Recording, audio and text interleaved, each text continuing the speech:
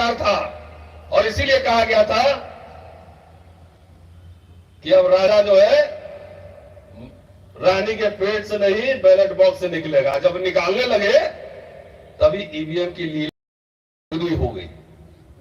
हमारे सामने दोहरी चुनौती है और मैं तो 10% सुदामा कोटा वाले को भी कहता हूं कि झुंझुना पकड़ा दिया, सारा बेच रहा है, कहां मिलेगा?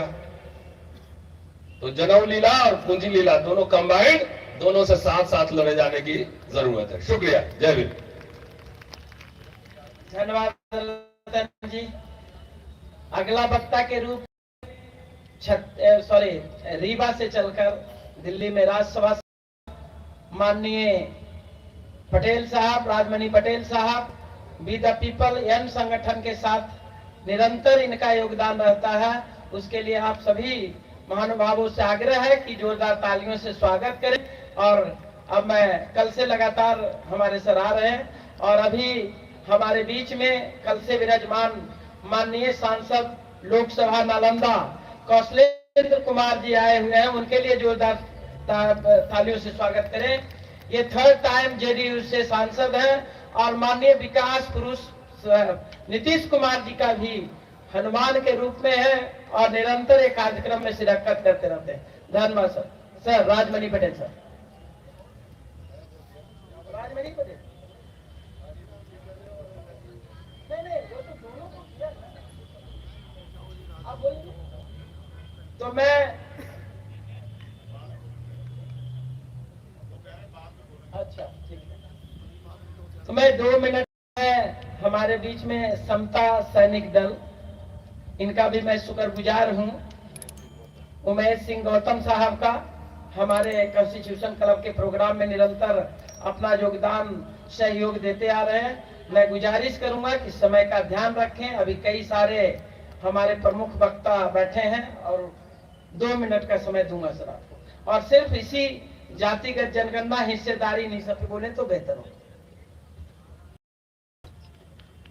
समता, स्वतंत्रता, न्याय, जातिहीन वर्गहीन समाज की स्थापना के लिए भारतीय संविधान के निर्माता बाबा साहब डॉक्टर अम्बेडकर के चरणों में कोटि कोटि बार नमन।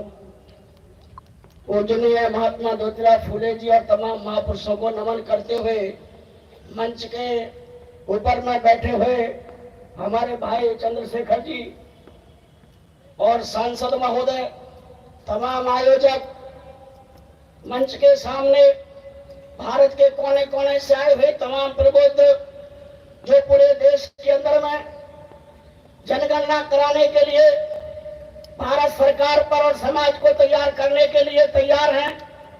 मैं समता सैनिक दल, जिसको स्थापित स्वयं बाबा साहब डॉक्टर अम्बेडकर ने किया था 1924 में, उसका राष्ट्रीय प्रमुख एक छोटा सा सैनिक होने के नाते आप सबका अभिनंदन करता हूं और एक निवेदन करना चाहता हूं आयोजक सम्मानित साथियों से, तमाम के साथी हैं, भाई पटेल जी जो आयोजक है उनसे निवेदन है वो थोड़ा ध्यान दें।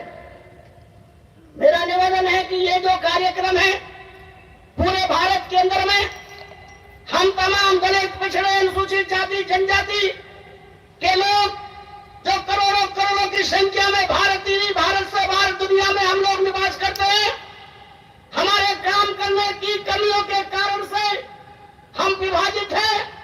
क्योंकि हजारों साल से जिन मनुवादी लोगों ने हमें बांट कर रखा है उनको लंबे समय तक हम स्वीकार करके ना रखें।